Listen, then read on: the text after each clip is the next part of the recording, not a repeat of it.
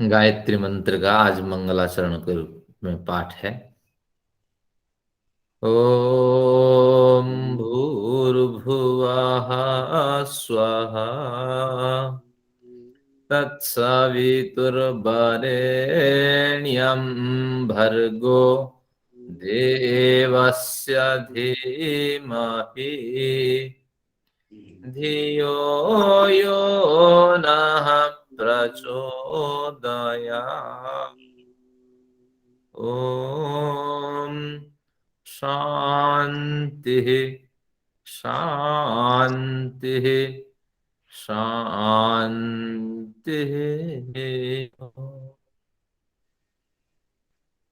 अखिल विश्व के नायक उस परमपिता के लिए हम सभी लोग मिलकर के नमन निवेदित करते हैं। सभी वयोवृद्ध, ज्ञान वृद्ध, विद्वान और विदुषियों को मेरा नमन है, अभिवादन है। कनिष्ठ योग दर्शन का हम लोग, ये योग दर्शन कहा, जो ईशोपनिषद का हम लोग स्वाध्याय कर रहे हैं। इसमें हमारी आज छठी कक्षा है। पूर्व कक्षा में जिन मंत्रों का हमने अध्ययन किया है, एक संगति बैठा करके चलते हैं। और ये जो मंत्र हैं, जैसे हम लोग भागवत आदि पारायण करते हैं, गीता यज्ञ आदि करते हैं, तो उसी तरह ये जो हमारे 17 मंत्र होते हैं, जो यजुर्वेद हम मानते हैं और उत्तर भारत में जो यजुर्वेद प्रचलित है, इन 17 मंत्रों का आप पाठ करें। और एक एक जो इसकी रिकॉर्डिंग आएगी, जब यूट्यूब में लोड हो जाएगी, फिर ये आप अपने में संग्रह कर लेंगे, तो उसका आप विविध अवसर पे एक एक रिकॉर्डिंग आप सुनते रहिएगा।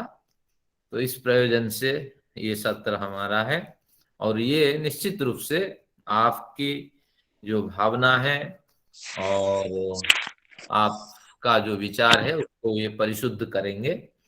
इसमें प्रथम मंत्र में हमने ईशावास्यम आदि सब जानते हैं। इसमें पढ़ा था कि ईश्वर सर्वव्यापक है, तो इसलिए ईश्वर के घर में हम मेहमान के समान हैं, और यहाँ भी ईश्वर की निगरानी हमारे अंदर और बाहर सब ओर है। तो इसलिए बड़ी संकोचता के साथ, बड़े संकोच के साथ और न्यूनतम भोगों को ग्रहण करके हमें जीना है, क्योंकि आने वाली पीढ़ी के लिए भी हमें व्यवस्था करके जाना है। ईश्वर ने हमें अकेला ही जन्म नहीं दिया है, आने वाली कई पीढ़ियां इसमें गुजरेंगी, तो इसलिए न्यूनतम भोग ग्रहण करके चलना है। द्वितीय मंत्र में प्रसंग ये रहा कि अगर हम भोगों को न्यूनतम करें और ईश्वर का बार बार हमें स्मरण रहे कि वो हमें देख रहे हैं, सर्वद्रष्टा है, सर्वज्ञ है, हमारे सारी भावनाओं को जान रहे हैं, तो इसलिए हमें कौन सा मार्ग अपनाने चाहिए? तो शास्त्रकार ने कहा कि निष्काम मार्ग को अपनाओ, वही वास्तविक रूप से कि उत्तम कर्म है। अब निष्काम मार्ग के भिन्न कोई सा मार्ग ऐसा नहीं है कि जिनसे आप कर्म के की जो छाप है, कर्म की जो कालिक है, उससे आप लिप्त नहीं होगे। फिर हमारे तृतीय मंत्र में कहा कि मान लीजिए हमने भयंकर गलत कार्य किया, तो हमारी क्या गति होगी? ना गति आपकी होगी, असुर लोकों में आपका निवास होगा।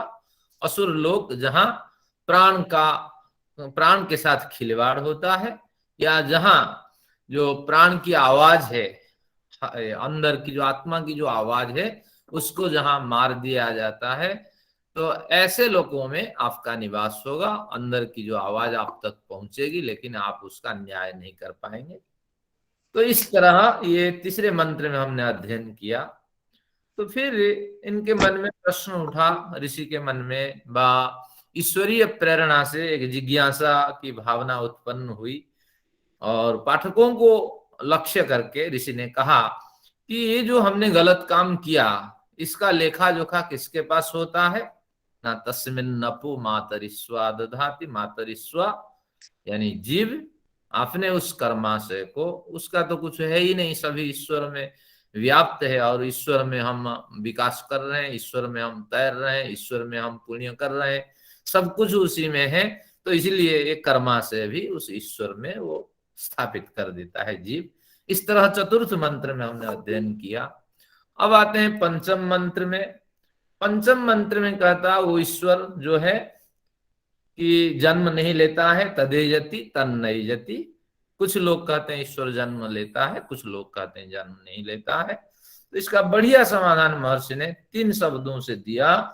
जो अधर्मात्मा है, अविद्वान है, अयोगी है, उनके लिए ईश्वर चलता है। यहाँ चलता है का अर्थ कि जन्म लेता है, और जो विद्वान है, योगी है, धर्मात्मा है, उनके लिए ईश्वर नहीं चलता। ईश्वर चले किस प्रयोजन से चले, उसको क्या अभिप्राय सिद्ध करना है। तो अगर आप कहेंगे रामकृष्ण आदि को मारना है और बड़े दुष्टों को मारना है, जब जब धर्म की हानि होती है तब तब ईश्वर प्रकट होता है, ऐसे प्रमाण मिल जाता है, ईश्वर जन्म लेता है। अगर आप इस तरह तर्क देते हैं तो उसका बढ़िया समाधान इसी में कहा गया। क्या समाधान है कि ईश्वर अपना कार्य करता है, हमारा जो स्वाभाविक कार्य हम करेंगे, और जो हमारे मालिक का कार्य है वो करेंगे।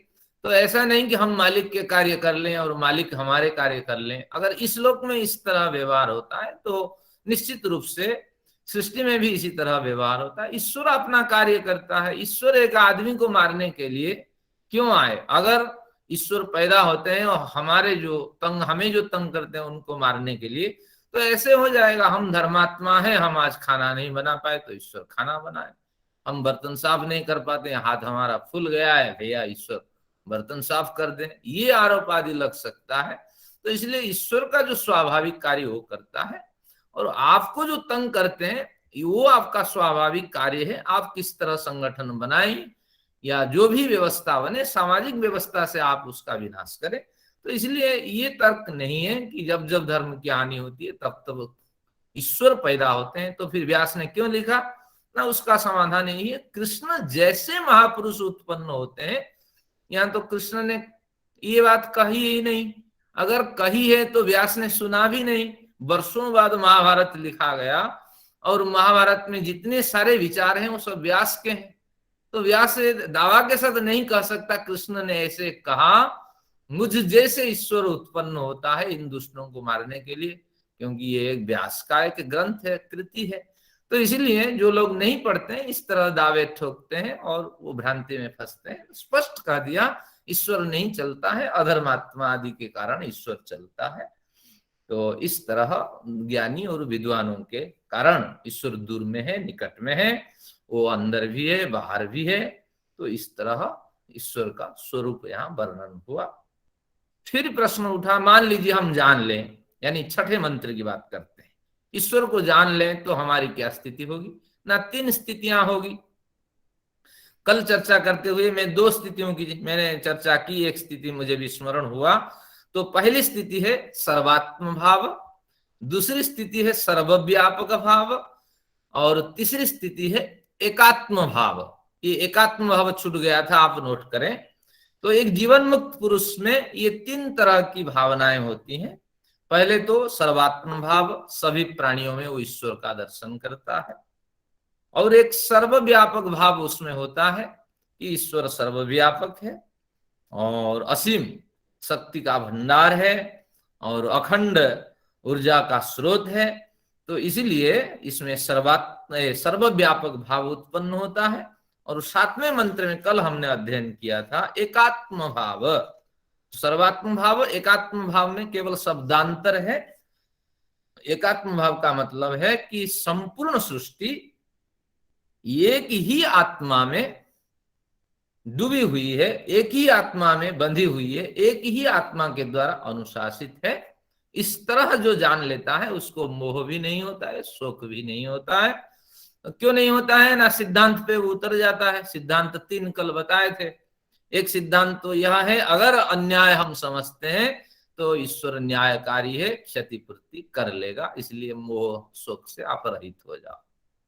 दूसरा उसमें कहा था कि अगर मुझे समझ में नहीं आ रहा है, मैं न्यायपूर्ण मार्ग में चल रहा हूं, मेरे साथ इतने पंगे क्यों हैं, मेरे साथ इतनी परेशानियां क्या क्यों हैं, तो उसको भी आप न्यायपूर्ण मार्ग से समाधान कर दें। कुछ कर्माशय में गलत कर्म पड़ा होगा, तो ईश्वरीय व्यवस्था के हिसाब से ये कुछ हो रहा है, तो इसलिए ये तो होगा मेरे साथ, हम नहीं कह सकते। इसको इस तरह झेलें, शोक और मोह से रहित हो जाए। तीसरी इसमें बात थी कि जब आपके साथ कुछ हो रहा है और उसको आप आत्मसमीक्षा करके देखिए, मेरी गलती के कारण तो ये नहीं हो रहा है। गलती का जो क्रियमाण कर्म होते हैं उसमें बड़ी गलतियां होती है, इसलिए कहते हैं तीन दुख हम शांति पाठ करते हैं ना, आध्यात्मिक, आधि भौतिक, आधि दैविक। इन सबसे अधिक प्रभावी जो है आध्यात्मिक है, यानी अपने कारण से हम बड़ी गलतियां करते हैं और जिसके कारण हम दुख प्राप्त करते हैं। आधि भौतिक, बढ़िया सोसाइटी में रहेंगे, कोई प्राणी हमसे हिंसा करने के लिए बाहर से नहीं आएगा, जब नहीं आएगा अच्छे व्यक्तियों के साथ संबंध होगा तो वो भी हमें मारने पीटने या गाली देने के लिए वे लोग भी हमारे विरुद्ध आचरण नहीं करेंगे। देखिए आधि भौतिक यूं ही निपट गया। और आधि दैविक दुख कभी कभार आता है तो वो कठिनाई का कारण नहीं, कठिनाई का कारण है आध्यात्मिक। तो इसलिए निश्चित रूप से मेरे से कोई गलती हुई होगी जिसके कारण से ये पीड़ा हुई है, उसको तो मुझे झेलना है। जो गलती हमसे हुई है तो उसको स्वीकार पूर्वक झेलना है। इस तरह ये तीन सिद्धांत को जब वो अपना लेता है, इन तीन भावों से जो युक्त होगा वो तीन सिद्धांतों को अपनाएगा, सर्वात्म भाव, सर्वव्यापक भाव, एकात्म भाव, तो वो जीवन मुक्त होगा। इसी स्थिति तक हमें पहुंचना है, लेकिन धीरे धीरे सभी कोशिश जारी रखें और किसी न किसी अवसर पे, किसी न किसी जन्म में स्थिति हमें हासिल हो जाएगी। तो इस तरह जब कथन हो गया तो कल की कक्षा पूरी हो गई थी। आज 8वें मंत्र से चलेंगे और 8वें मंत्र का विषय है, प्रश्न मन में उठा कि एक बढ़िया सा उदाहरण, ईश्वर के बढ़िया सा उदाहरण कहा, बढ़िया सा लक्षण, बढ़िया सी परिभाषा ईश्वर की दे दें, जिससे जो आपके द्वारा प्रतिपादित ईश्वर है तो उसके सगुण स्वरूप भी हम देख लें, निर्गुण स्वरूप भी देख लें, ताकि हमें स्मरण रहे।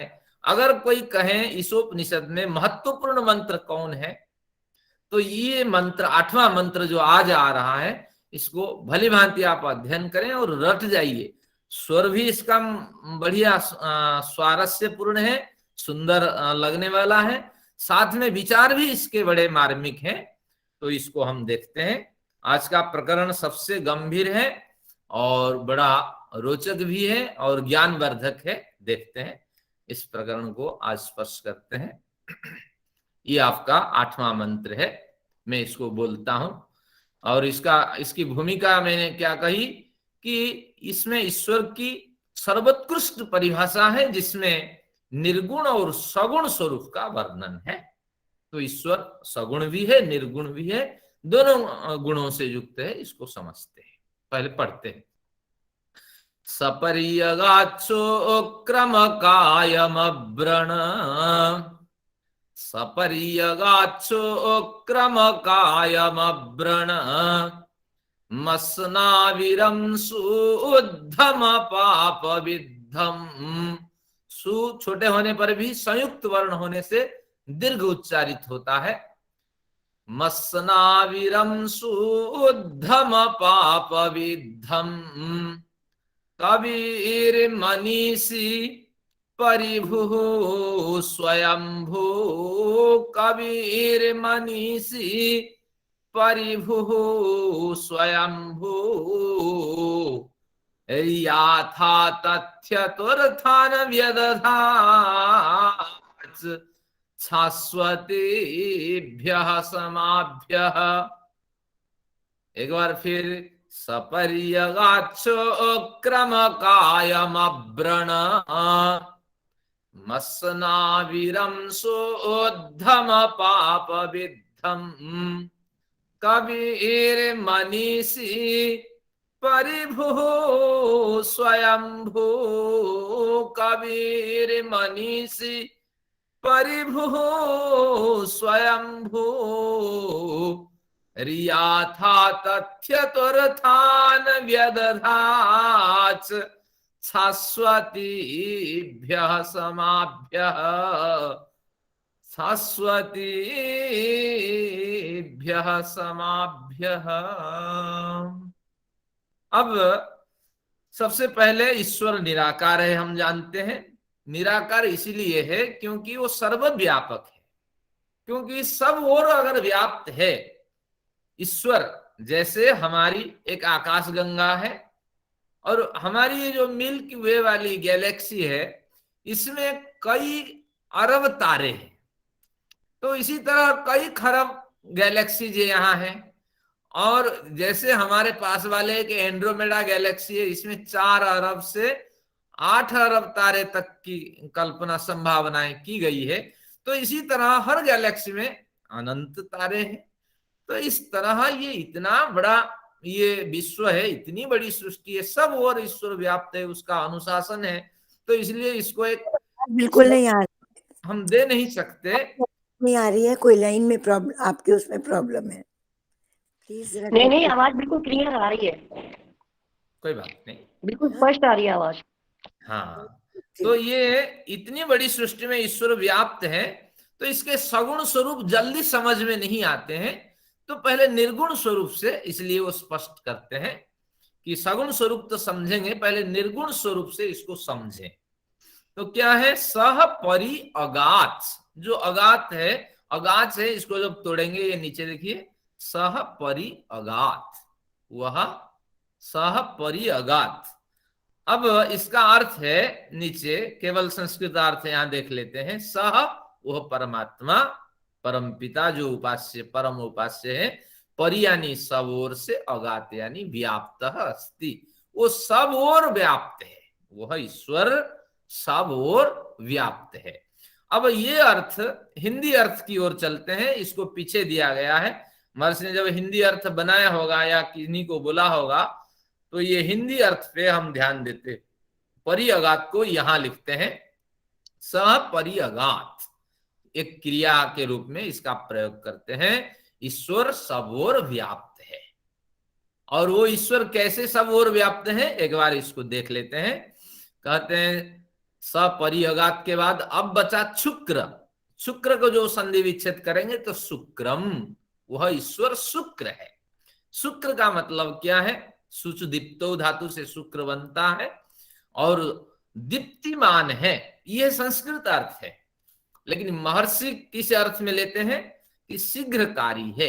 दीप्तिमान जो है वो ज्यादा चमक के साथ दिखाई पड़ता है, तो इसलिए जो लाइटेड जो पार्ट्स होते हैं वो जैसे चमकते हैं, तो सभी प्रकार जो ऊर्जा है, शक्ति है, सामर्थ्य है, तो ईश्वर में विद्यमान है।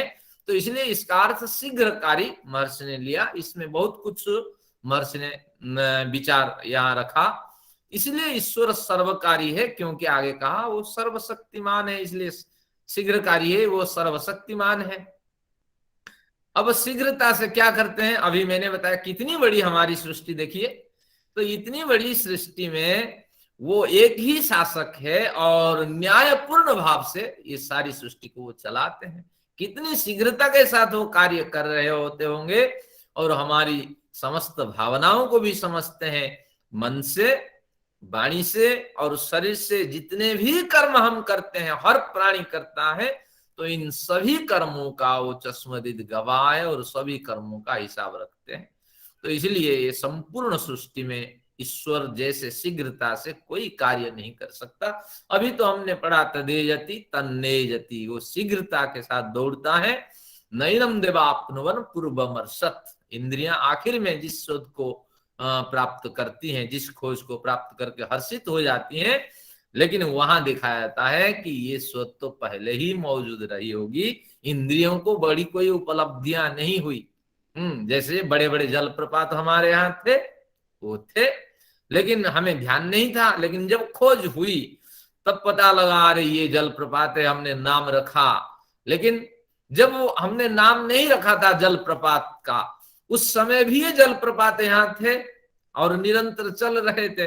तो इसलिए इंद्रियों के द्वारा कुछ बड़ी उपलब्धि हो जाए, कोई बड़े बड़ी खोज हाथ लग जाए तो कोई मायने नहीं रखता, वो खोज पहले वहां विद्यमान थी। तो इसलिए यही कहते हैं ईश्वर शीघ्रता के साथ बड़े कार्य करते हैं और संपूर्ण सृष्टि की व्यवस्था देखते हैं। तो इसलिए ईश्वर सर्वशक्तिमान है। सर्वशक्तिमान का अर्थ ये नहीं कि मेरे सारे कार्य कर लें, जो परेशानी है ईश्वर है। बहुत से लोग प्रश्न करते हैं ईश्वर है तो हमें इतना दुख क्यों झेलना पड़ रहा है, इतनी तकलीफ के साथ हमें क्यों जीवन जीना पड़ रहा है, क्या उसको दिखाई नहीं दे रहा है, क्या इसके आंख नहीं इसकी। तो इस तरह बड़ी प्रश्न जो शंकाएं उठाते हैं वो निरर्थक है, क्योंकि ईश्वर अपना कार्य करता है और हम अपना कार्य करते हैं। सुधार करना है तो हम अपने में कर सकते हैं, क्रियमाण कर्म में थोड़ा परिवर्तन कर लीजिए, थोड़ा बहुत सुधार हो सकता है। लेकिन मार तो दोनों ओर से पड़ रही है, प्रारब्ध भी मार दे रहा है और साथ में कुछ ऐसे गलत कार्य कर रखे हैं, आध्यात्मिक कर्म, आध्यात्मिक जो कर्म है वो भी हमें पीड़ित कर रहा है। तो इसलिए ईश्वर शीघ्रकारी है, अपना कार्य सर्वशक्तिमान के न्याय से करते हैं। तो सपर्यगात शुक्रम ये था। अब अकायम भी वहां लिखा था। अब इसको महर्षि ने सबसे बढ़िया ढंग से खोला। जितने प्राचीन भाष्यकार अकाय शब्द को इतना बढ़िया नहीं खोल पाए। देखिए क्या कहते हैं, अकायम, काय यानी शरीर, शरीर से रहित है, इसका अर्थ खोल दिया। स्थूल शरीर भी नहीं है ईश्वर का, सूक्ष्म शरीर भी नहीं है और कारण शरीर भी नहीं है। तो हमारे 3 शरीर होते हैं, एक जीवात्मा के पास 3 शरीर होते हैं। स्थूल शरीर, आपको मैं देख रहा हूं, मुझे आप देख रहे हैं, ये हमारा स्थूल शरीर है। हाथ पैर आंख नाक कान ये सब कुछ है।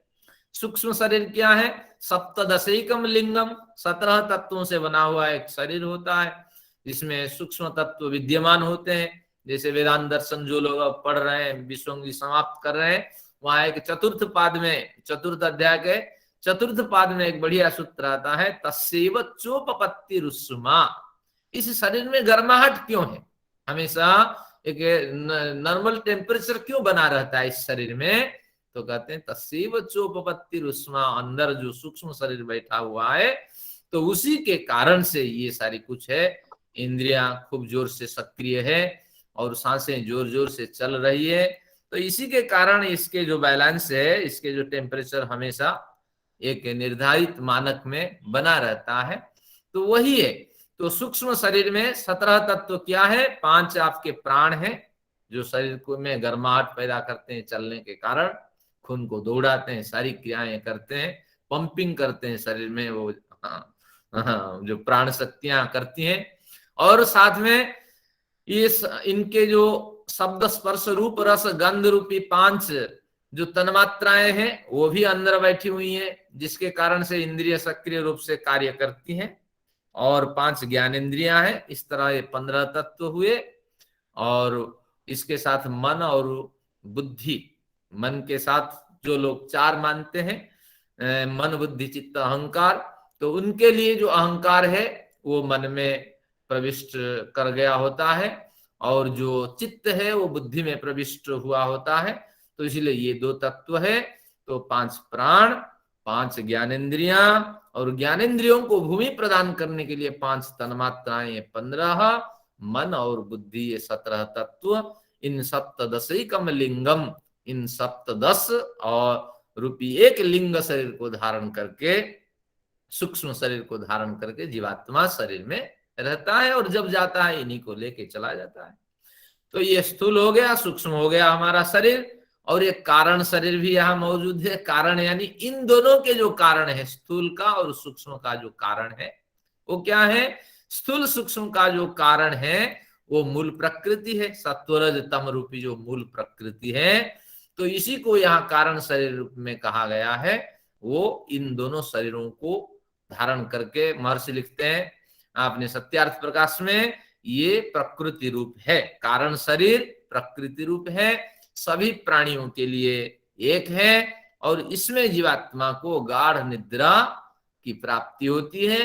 तो इसका तात्पर्य यही है कि स्थूल सूक्ष्म का जो कारण शरीर है, स्थूल शरीर ये 5 भूतों से बना है। सूक्ष्म जो शरीर 17 तत्व, ये भी इस प्रकृति के जो व्यावहारिक जागतिक स्वरूप है, जिसे कहते हैं कि ये उपादान कार्य प्रकृति है, कार्य प्रकृति का स्वरूप है। तो वो सूक्ष्म शरीर है, और जो कारण शरीर है वो मूल प्रकृति का स्वरूप है। तो इस तरह स्थूल, सूक्ष्म और कारण शरीर हमारे साथ विद्यमान होता है।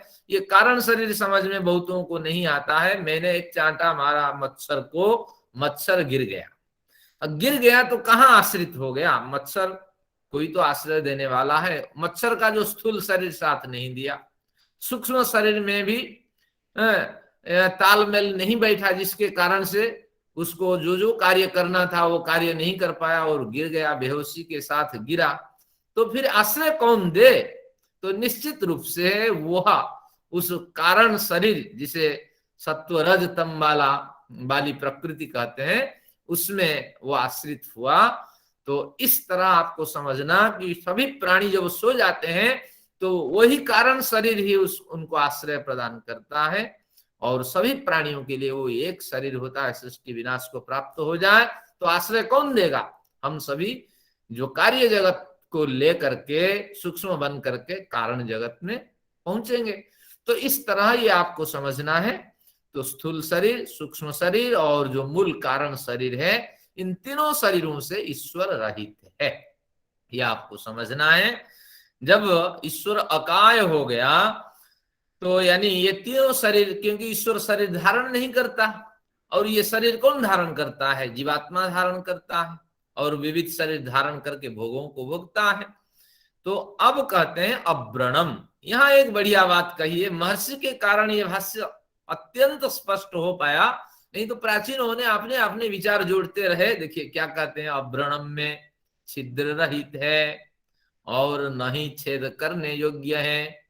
ईश्वर छिद्र रहित है, इसमें छेद नहीं कर सकते। रोटी में तो छेद कर सकते हैं, दीवालों में छेद कर सकते हैं, ईश्वर में छेद नहीं कर सकते। क्यों नहीं कर सकते?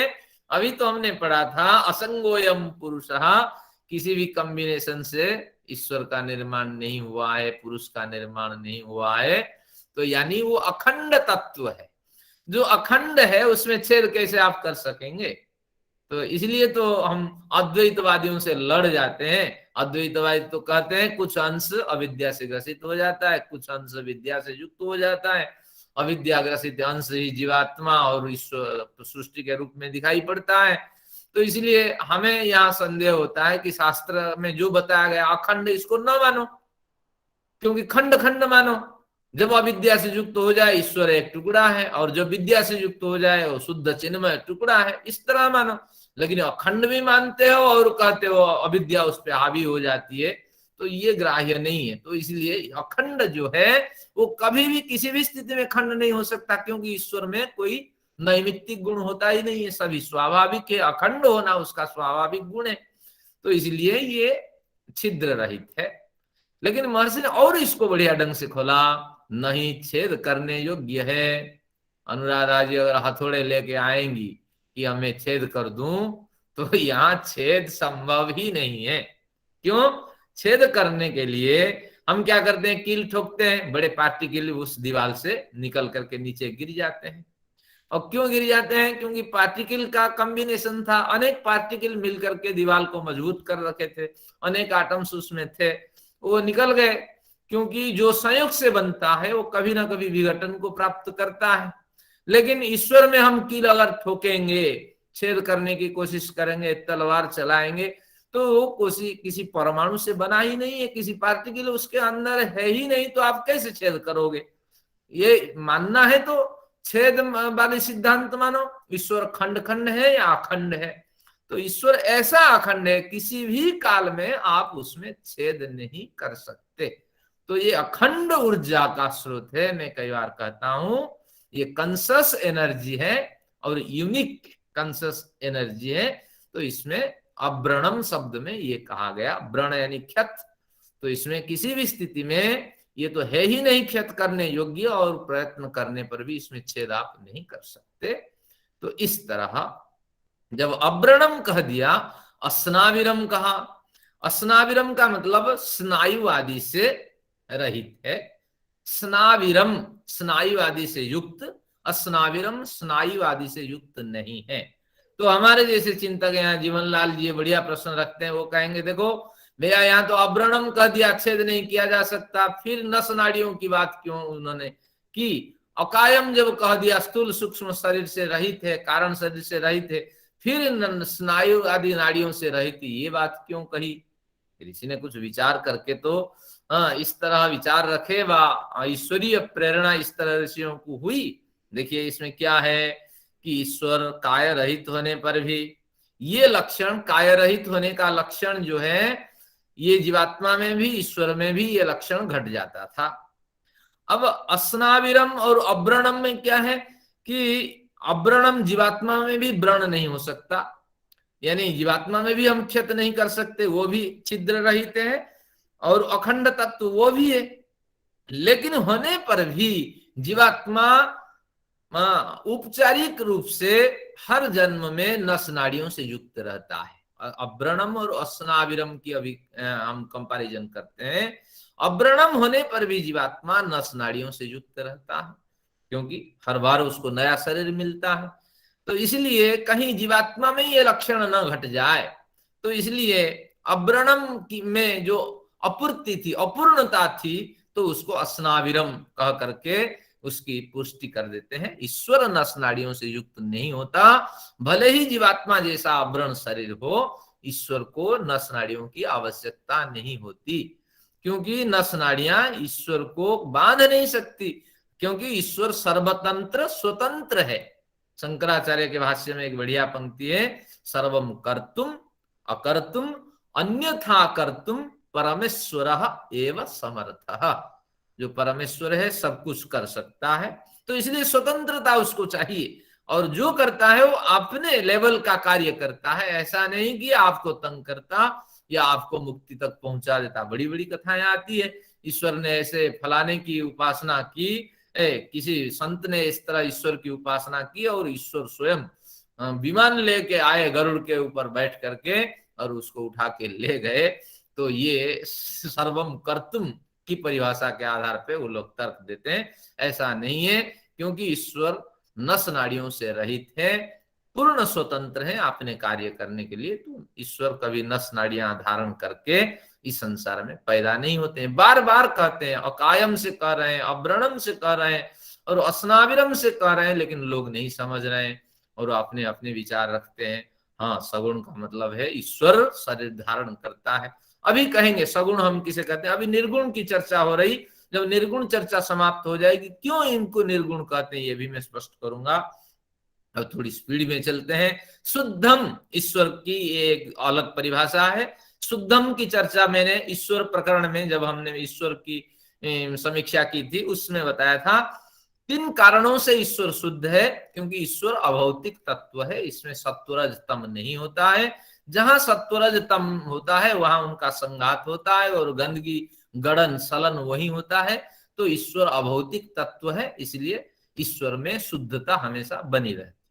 और दूसरा है, महर्षि के विचार को लेते हैं, अविद्यादि दोषों से रहित, इसमें अविद्यादि का प्रवेश नहीं होता है। जो भी ईश्वरीय सत्व होता है, अस्तित्व है, उसमें अविद्यादि दोष नहीं होते। हम में अविद्यादि दोष हो जाते हैं, जैसे जैसे कर्म में हम प्रवृत्त होते हैं, गुण दोष समय आसपास से प्राप्त होने लगते हैं और हम उस ओर खींच जाते हैं। तो लालच आदि के कारण, लोभ आदि के कारण, अपने स्वार्थ की पूर्ति के लिए अविद्या के हम शिकार हो जाते हैं।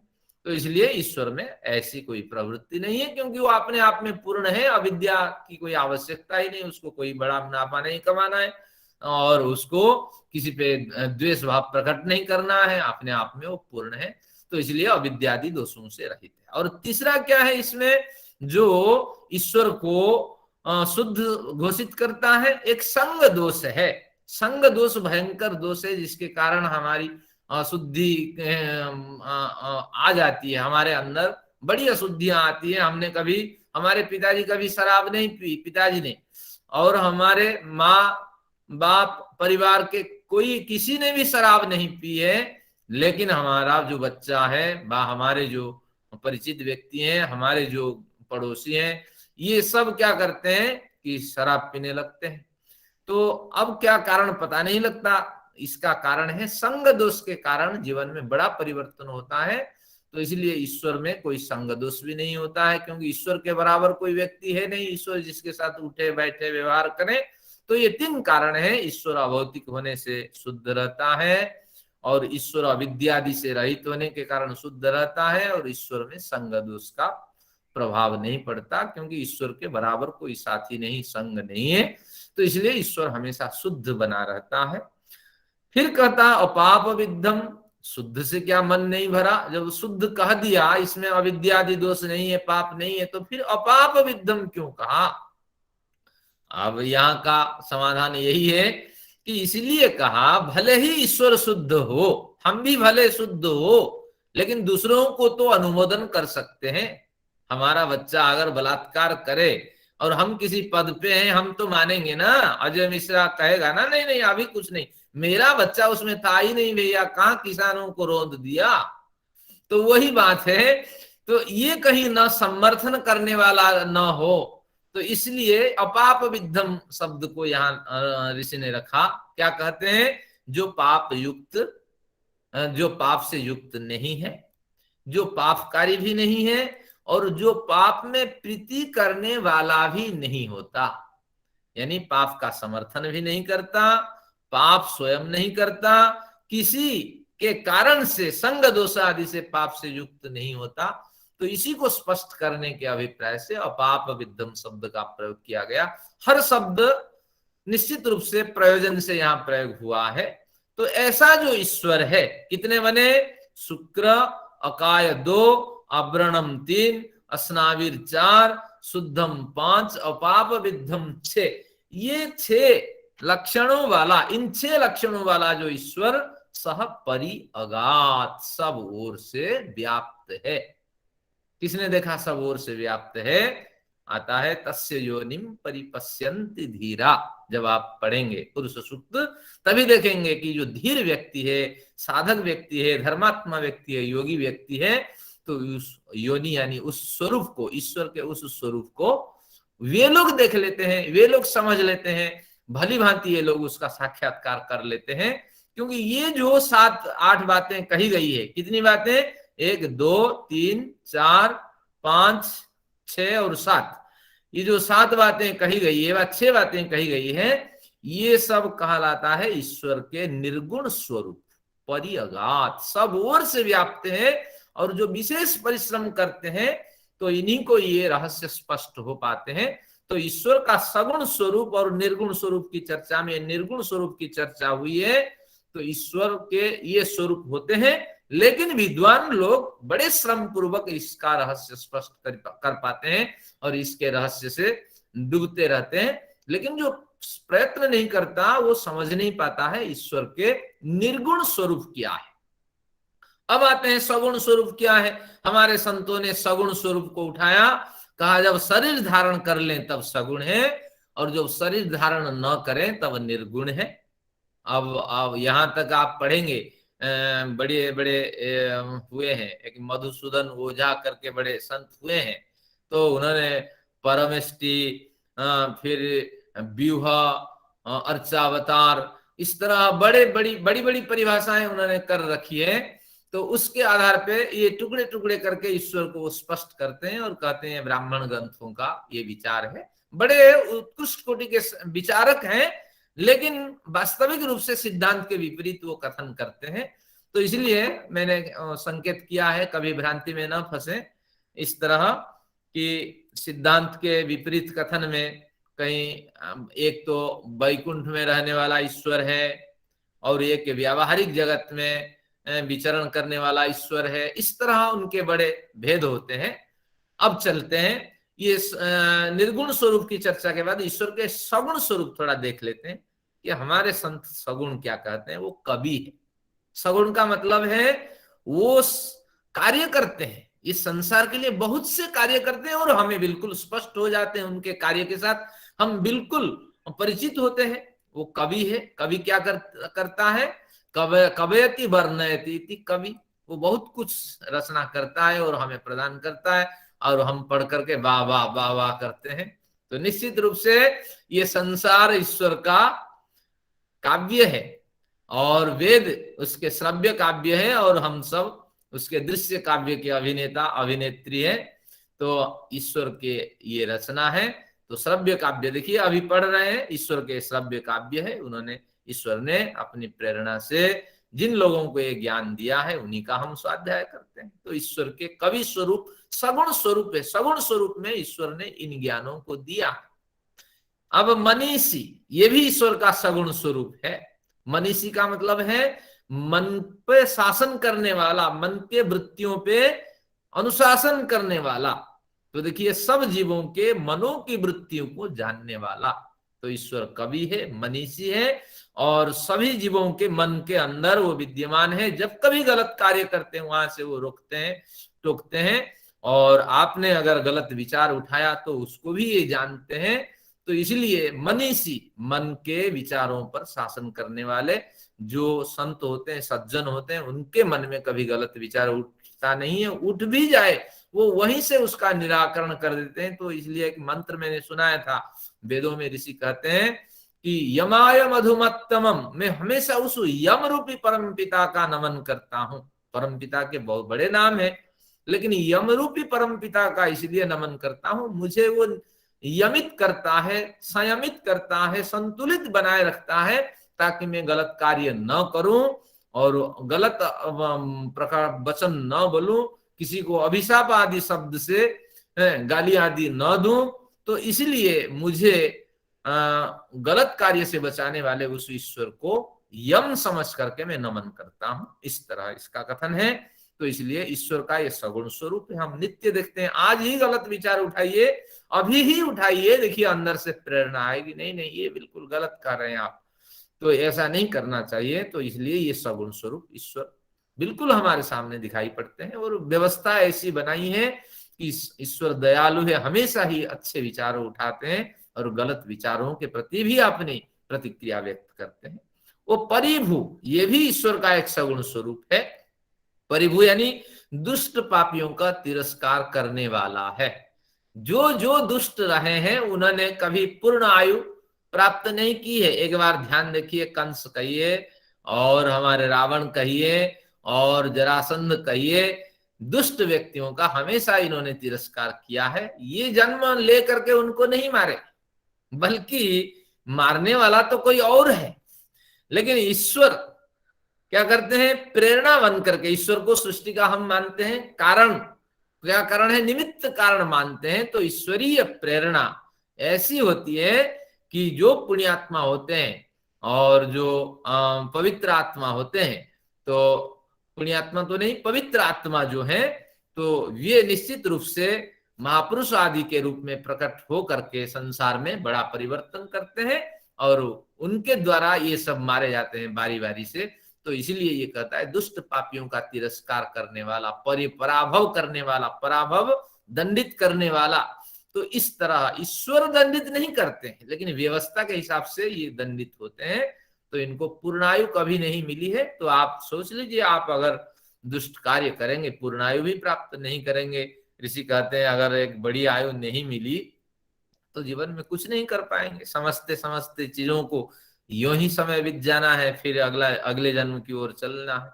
तो इसलिए परिभू का मतलब पराभव करने वाले, दुष्ट व्यक्तियों को दंडित करने वाले, हत्या तक पहुंचाने वाले ईश्वर होते हैं। ये इनका सगुण स्वरूप दिखाई पड़ता है। और स्वयंभू, स्वयंभू का मतलब है, अगर आप कहेंगे कुछ लोग बच गए, हिटलर आदि जैसे लोग थे, या जो लोग रहे बड़े दुष्टों को, बड़े दुष्ट लोग रहे और समाज में बहुत बड़ा परिवर्तन वो कर दिए, बहुतों को कष्ट दिए, आखिर में भी वो जिंदा रहे, पूर्णायु प्राप्त करके मरे, तो ईश्वर किसी को छोड़ता नहीं। एक बढ़िया पंक्ति मैंने गीता की सुनाई थी, तान हम द्विषतः क्रूरान संसारेषु नराधमान, उन नराधमों को क्रूर समझ करके संसार में मैं ऐसे पटकता हूं, क्षिपाम्यजस्रम अशुभा नासुरीष्वेव योनिषु, अजस्र अशुभ आसुर योनियों में ऐसे भटकता हूं ना। क्या करते हैं, माम प्राप्यैव कौन्तेय ततो यान्त्यधमाम गतिम। तो हजारों जन्म लेने पर भी तो मुझे समझ नहीं पाते हैं और मेरी ओर वो प्रवृत्त हो नहीं पाते हैं। फिर मर करके नया शरीर धारण करते हैं, फिर गलत संग दुष्ट अविद्या आदि से फिर वो नीचे फिसलते हैं। तो इस तरह सजा देते हैं ईश्वर। तो इसलिए परिभू यथार्थ है, ईश्वर का ये सगुण स्वरूप है। स्वयंभू, ये भी ईश्वर का सगुण स्वरूप है। देखते हैं, अनादि स्वरूप, जिसकी संयोग से उत्पत्ति, वियोग, विनाश, माता पिता गर्भवास, जन्म, वृद्धि और मरण आदि नहीं होते, वो परमात्मा है। ये महर्षि दयानंद की शब्दावली है, वो गुजराती रहे। तो क्या कहना चाहते हैं कि स्वयंभू का मतलब है ईश्वर स्वयं ही अपने स्वरूप से हमेशा विद्यमान रहता है। स्वयं भवती इति स्वयंभू, और वो स्वरूप अनादि है। कब उसने धारण किया वही जाने। और ये कहते हैं जिसकी संयोग से उत्पत्ति, किसी के संयोग से वो ईश्वर उत्पन्न नहीं होते हैं। नंद यशोदा के संयोग से नहीं होते हैं, ना देवकी वसुदेव के संयोग से नहीं होते हैं। वियोग भी नहीं होते हैं, क्योंकि मर गए तो वियोग भी हो गया। बाण लगा कृष्ण में और कृष्ण का वियोग हो गया, तो ऐसी स्थिति वो प्राप्त नहीं करते हैं। और कोई माता पिता के अंदर प्रवेश करके गर्भवास का कारण भी नहीं बनते, किसी के गर्भ में भी नहीं पलते, और जो जन्म भी नहीं होता वो वृद्धि को भी प्राप्त नहीं करते। तो इस तरह मरण को भी प्राप्त नहीं होते हैं। तो इस तरह ये ईश्वर के स्वयंभू स्वरूप है। स्वयं भवती, आपने ही अभिव्यक्त, अपने को अभिव्यक्त करने का कारण स्वयं ही ईश्वर है, ये इसका कथन है। तो इस तरह ये कुछ ईश्वर के सगुण स्वरूप का वर्णन हुआ। कितना हुआ? कवि 1, मनीषी 2, और परिभू 3, स्वयंभू 4, और एक 5वां स्वरूप आ रहा है, शाश्वतीभ्य समाभ्य। सम शब्द जिजी भी से सतम समा में वर्ष लिए थे, लेकिन महर्षि ने उस शब्द को यहाँ बदल दिया, समा का अर्थ प्रजा कर दिया, क्योंकि ज्यादा प्रैक्टिकल होते हैं महर्षि।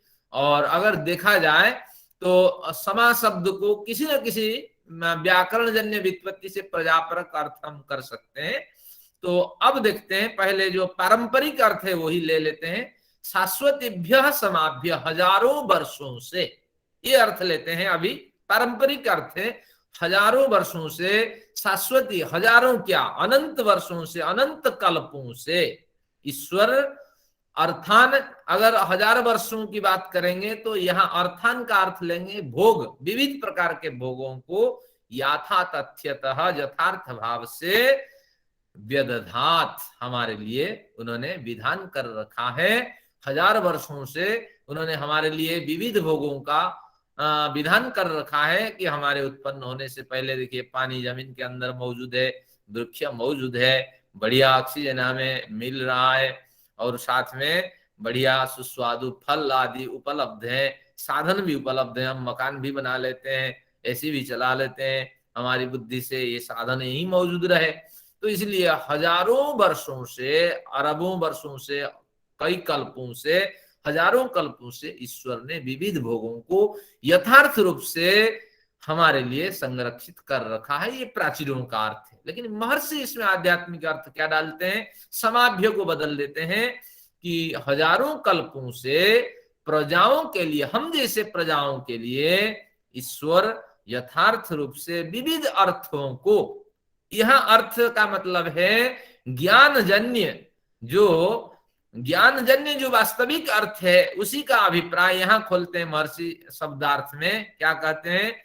देखिए, अर्थों का करते हैं कि जीवों को अपने कहे वेदों के शब्द, अर्थ, उनके संबंधों को बनाने वाली विद्या का उपदेश ईश्वर करते रहे हैं। ये इनका कथन है कि वेद संबंधी जो ज्ञान है, यहां लिखा है वेद द्वारा सब पदार्थों का उन्होंने विधान किया है, सब पदार्थों का उपदेश किया है कि ईश्वर कैसा है। महर्षि दयानंद के अभिप्राय से कैसे अर्थ हमें प्रदान करते हैं कि ईश्वर निरवय भी है, कोई अवयव उसमें नहीं है, इसलिए तो हम कील नहीं ठोक पाते हैं। ईश्वर सर्वज्ञ है और सर्वतंत्र स्वतंत्र है। जीव कैसा है? अल्पज्ञ है, एक देश में निवास करता है, एक शरीर नामक देश है, उसमें भी एक छोटी सी जगह है उसका निवास स्थान। तो इस तरह जीव प्रकृति कैसा है, कैसी है? सरासर जड़ है, त्रिगुणमयी है। तो इस तरह इन अर्थों को वेदों के माध्यम से ईश्वर हजारों कल्पों से प्रजाओं को प्रदान करते आ रहे हैं। तो इस तरह ये ईश्वर का एक सगुण स्वरूप है। तो इस तरह 5 सगुण स्वरूप का वर्णन है, और 6 या 7 आप गिन लेना। तो इतने निर्गुण स्वरूप का वर्णन है। तो ये मंत्र बड़ा प्रिय है सभी विद्वानों को, और आपको आज से प्रिय होने लगेगा। कि पूर्वार्ध में निर्गुण स्वरूप का कथन है, उत्तरार्ध में सगुण स्वरूप का कथन है। तो निश्चित रूप से ईश्वर की बड़ी देन है जिन्होंने हमें विविध भोगों को भी प्रदान किया है, और महर्षि दयानंद के अर्थ लेंगे विविध ज्ञान विज्ञानों का भी हमारे लिए जिन्होंने उजागर किया है, उस ईश्वर के लिए हम नमन निवेदित करते हैं। बोलिए सच्चिदानंद भगवान की जय। अब आते हैं कि यहाँ एक बढ़िया विषय है, लेकिन समय तो बड़ा भाग जाता है, एक मंत्र में 50 मिनट हमारे खत्म हो गए। अब देखते हैं इसमें क्या चर्चा का विषय है कि हम जीवन को एक बेहतरीन ढंग से कैसे जिए। ईश्वर तो हमारी समझ में थोड़ा थोड़ा आ गया है, सगुण स्वरूप से युक्त रहते हैं और निर्गुण स्वरूप से युक्त रहते हैं। तो हम ऐसी स्थिति में जड़ प्रकृति में रहते हुए ईश्वर का ज्ञान प्राप्त करते हुए कैसे जो बचा कुचा जीवन है सुखद जिए। तो जीवन जीने की जो कला है इन 3 मंत्रों में उसका वर्णन होगा। देखते हैं कितना स्पर्श कर पाते हैं। जितना तेल है तो उतनी देर तक हमारे दिया तो जलेगा। देखते हैं। अंधम तमः प्रविशन्ति ये असंभूतिम उपासते। यहाँ तो आपको पेन लेना पड़ेगा, नहीं तो विस्मरण होगा। थोड़ा सा दार्शनिक विषय है। पहले संभूति असंभूति को लिखते हैं। सम उपसंभूति लिखते हैं। सम उपसर्ग है, भू धातु है, ये संभू बना। एक 3 प्रत्यय होता है, छोटी की मात्रा, क आधा, त में त और न में हलंत, तो सम भूख 3 से ती बचेगा तो संभूति बनेगा। तो संभूति का मतलब है जो भली भांति हो चुकी है उसको क्या कहेंगे? संभूति। और इसको अगर अंग्रेजी में बताएं, प्री प्लान्ड जो सृष्टि है, सृष्टि बिल्कुल प्री प्लान्ड है हमारे लिए। तो कैसी प्री प्लान्ड है? देखिए, हमारे जन्म होने से पहले पानी यहाँ मौजूद है। देखिए अभी तक हमारे कितने प्रजातियां गुजर चुकी हैं, लेकिन हमें भी पानी मिल रहा है। सारे साधन उपलब्ध है, हमारे हवाई जहाज आसमान से चक्कर लगा रहा है और पेड़ पौधे यहाँ व्यवस्थित है। एक बीज बोए और 1000 बीज आपको मिल जाते हैं। एक पेड़ कितना बीज देता है, देखिए आम का, अनार का, कितने गिन ही नहीं पाएंगे आपको आप। तो इसी तरह ये प्री प्लान्ड जो सृष्टि है, जिसे हम कहते हैं कार्य सृष्टि, कार्य जगत, कार्य प्रकृति, उसी का नाम है संभूति। सम भली भांति, भू भवनम, भू यानी भली भांति जिसकी उत्पत्ति हुई है, व्यवस्थित प्री प्लान जो सृष्टि हमारे सामने मिल रही है, उसका नाम संभूति। और असंभूति क्या है एक बार देख लेते हैं। इसमें और जोड़ दीजिए। तो जो प्री प्लान्ड नहीं है वो क्या है? आर्बिट्रेरी क्रिएशन जो है, प्री प्लान नहीं है। महर्षि की शब्दावली में असंभूति को देखते हैं। महर्षि क्या कहते हैं?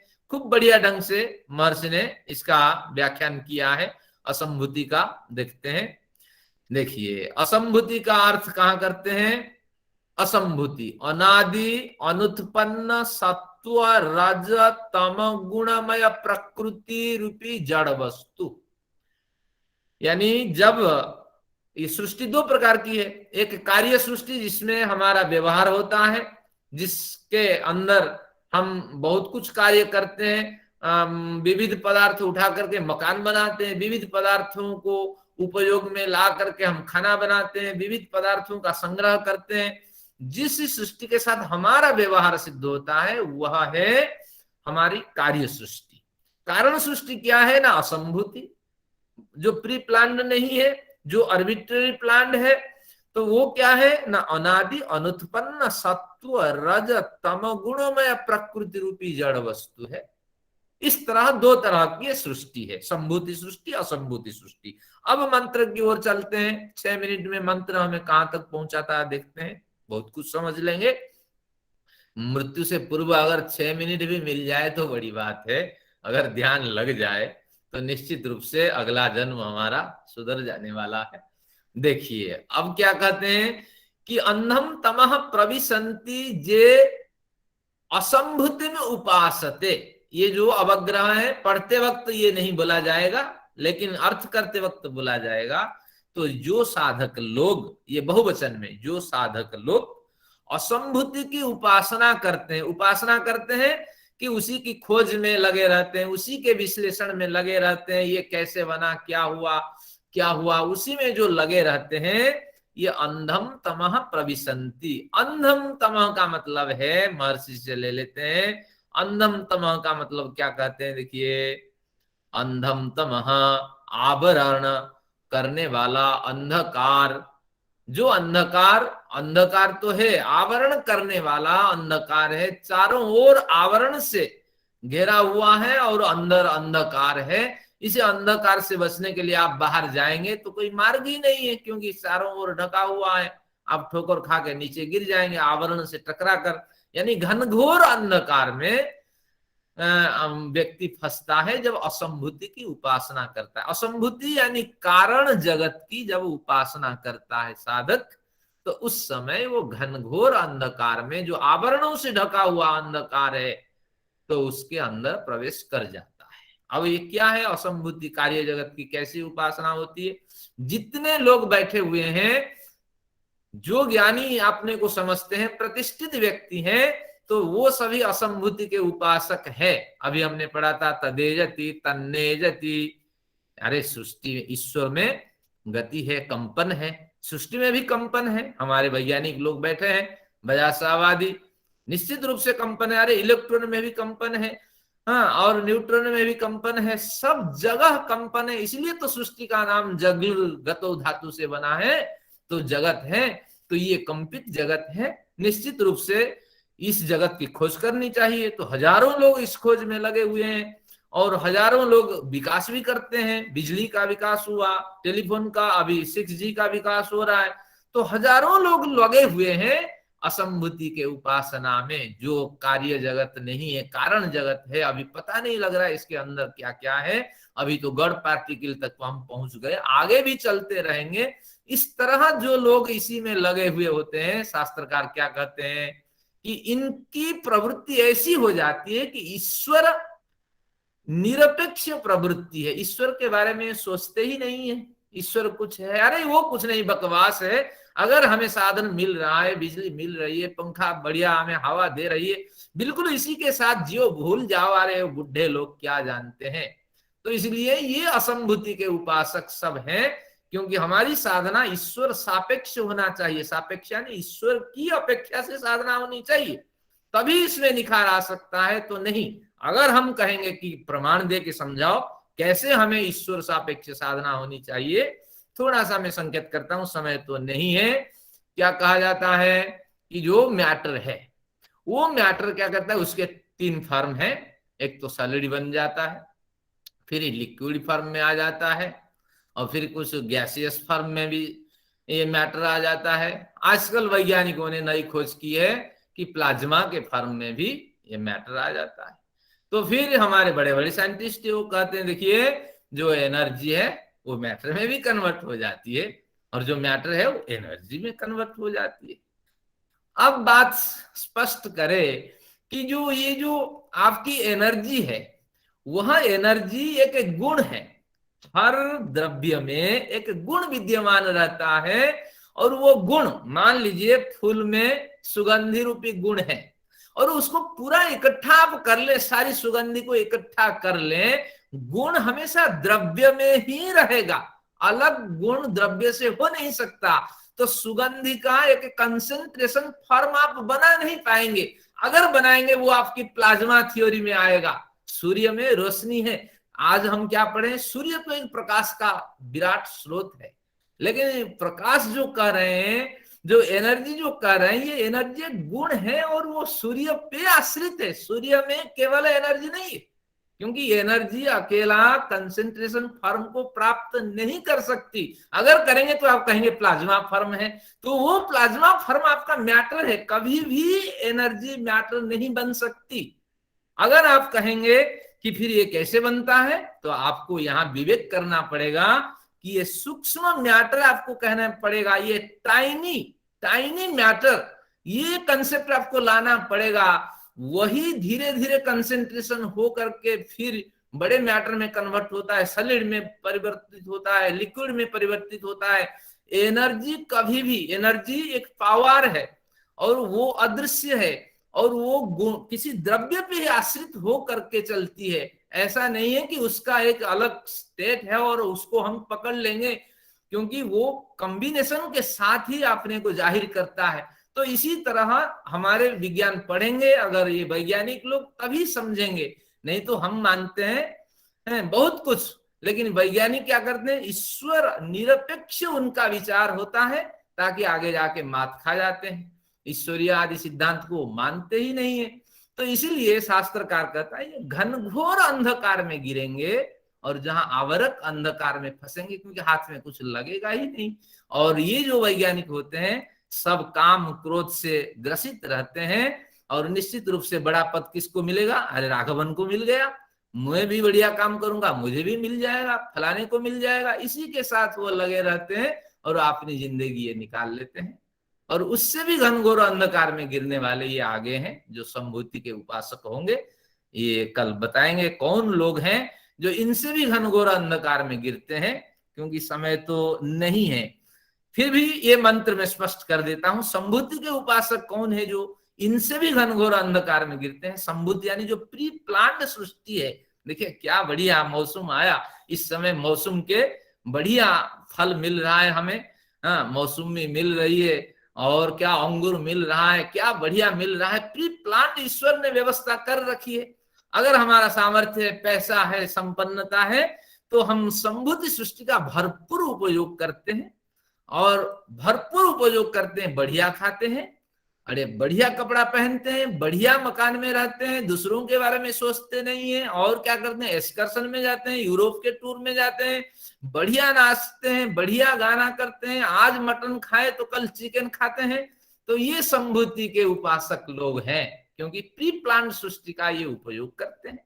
और इन दोनों में कंपैरिजन करते हैं, ये लोग तो कम अंधकार में गिरते हैं, लेकिन भूयः तमः में ये गिरते हैं। क्यों गिरते हैं, क्योंकि ये लोग शोध आदि करते हुए बड़े समय उस शोध में बिताए। जब बड़े समय बिताए तो इनका बड़ा सा समय जो गलत कार्यों से बचा रहा, तो इसलिए ये लोग इतने घनघोर अंधकार में नहीं गिरेंगे, बजाज साहब आदि इतने घनघोर अंधकार में नहीं गिरेंगे। लेकिन हमारे इस सत्र में उपस्थित जो लोग हैं, वैज्ञानिक नहीं है, इस तरह गंभीर खोज नहीं करते हैं, तो ये लोग घनघोर अंधकार में गिरेंगे, क्योंकि ये प्रकृति का जबरदस्त इन्होंने क्या क्या उपभोग किया है।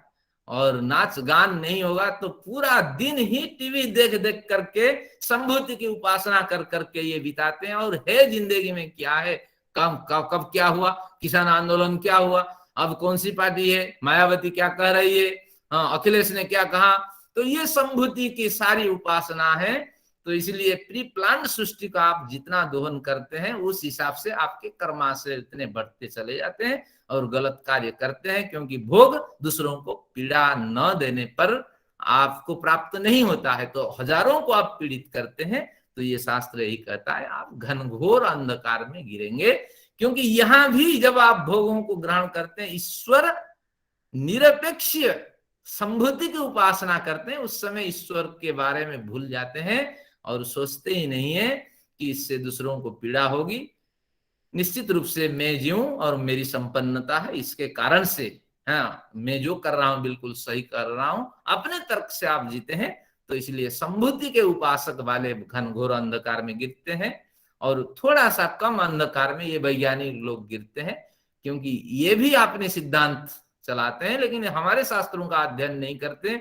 जब तक सत्य ज्ञान नहीं आएगा, जब तक आप सत्य कर्म यानी निष्काम कर्म का अनुष्ठान नहीं करेंगे, सत्य उपासना यानी परमेश्वर की उपासना आपके अंदर नहीं होगी, तब तक आप असंभूति की उपासना करें, संभूति की उपासना करें, दुर्गति तो होगी ही होगी। तो ये मंत्र स्मरणीय है कि घनघोर अंधकार में गिरते हैं असंभूति के उपासक, यानी खोज आदि करके नया आविष्कार करके वो उसी में लगे रहते हैं, और आयु बीत जाती है, फिर हेड बनने के लिए दूसरे की टांग खींचते हैं। अरे तू बन गया प्रोफेसर, अब मैं तुमसे सीनियर हूं, मैं अभी जाता हूं केस करता हूं कोर्ट में, देखता हूं तुझे कैसे पद मिल जाएगा। तो ये उपासना उनकी होती है। और ततो भूयैवते तम यौ संभूत्यामृतः, जो ये प्रकृति के भोगवादी, जो प्रकृति के पदार्थ है, इनको जो उपभोग करते हैं, वो भयंकर अंधकार में गिरते हैं, क्योंकि इनकी बुद्धि होती ही नहीं है इससे बाहर जाएं। बढ़िया है, अभी कराएंगे, क्या कराएंगे, एक बढ़िया बर्थडे है तो एक बढ़िया म्यूजिक सिस्टम होना चाहिए। हाँ, तो बढ़िया म्यूजिक वाले को बुला करके क्या रात भर हाँ आपका समय व्यतीत आप करते हैं, तो ये समझ लेना चाहिए संभूति की आप उपासिकाएं हैं, उपासक हैं, तो फल तो आपको मिलेगा। आगे ऋषि कहेंगे तो कैसे संभूति का उपयोग करें और संभूति का कैसे उपयोग करें और जीवन को कैसे जिए। तो ये जो 3 मंत्र हैं ये महत्वपूर्ण है। इन मंत्रों को कहते हैं कि जीवन जीने की कला हम कैसे सीखें। तो इसका अध्ययन हम अगले सत्र में करेंगे। 5 मिनट अत्यधिक लिया, इसके लिए क्षमा प्रार्थी हूँ। अंतिम लाइन तो व्याख्यान नहीं हो पाता अगर आपसे नहीं लेता 5 मिनट। आप सभी लोगों का धन्यवाद। सत्र समाप्त। आइए शांति पाठ करके आज का विषय समाप्त करते हैं। कम भोग ग्रहण करें।